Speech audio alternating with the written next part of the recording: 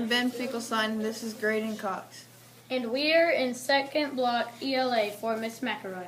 For our Women's History Month project, we chose Helen Keller. Helen Keller was very influential to women and blind or deaf people. She was born June 27, 1880 in Tusculum, Alabama. She was an author, political activist, and she campaigned for blind and deaf charities. And she became deaf and blind at the age of 19 months old. Also, she became the first deaf-blind person to get a bachelor's degree. And she also saved her family from a house fire as a child. But she sadly died in 1968. It was very difficult for her as a blind and deaf person to make such a difference in the world, and simple tasks for us took her a long time to learn. Like, imagine trying to read books and study while being blind. It would be very hard to do, but at least you could listen to people talking about it and study that way. But she could not even do that because she was also deaf.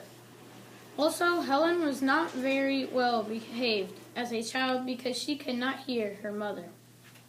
Helen Keller did things that had never been done before.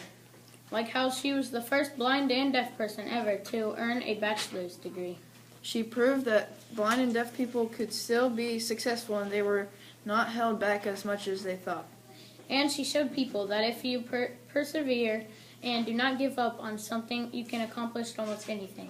The blind and deaf people feel a lot more free and normal and are not held back as much and do not have as much limitations. Also, some of her treatment that was done on her was new. And blind and deaf people are now treated with more respect.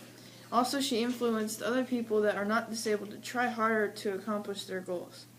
Helen Keller was born on June 27, 1880 in Tusculum, Alabama. When she was 19 months old, she got a severe illness that made her go blind and deaf. For the first few years of her life, she struggled a bit on trying to communicate. In 1886, when she went to see Alexander Graham Bell, an ear, eye, and nose specialist. There was no cure, but she continued living her life to the full potential.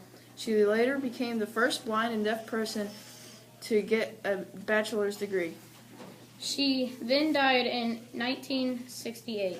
Okay, that's the end of the video. See you next time.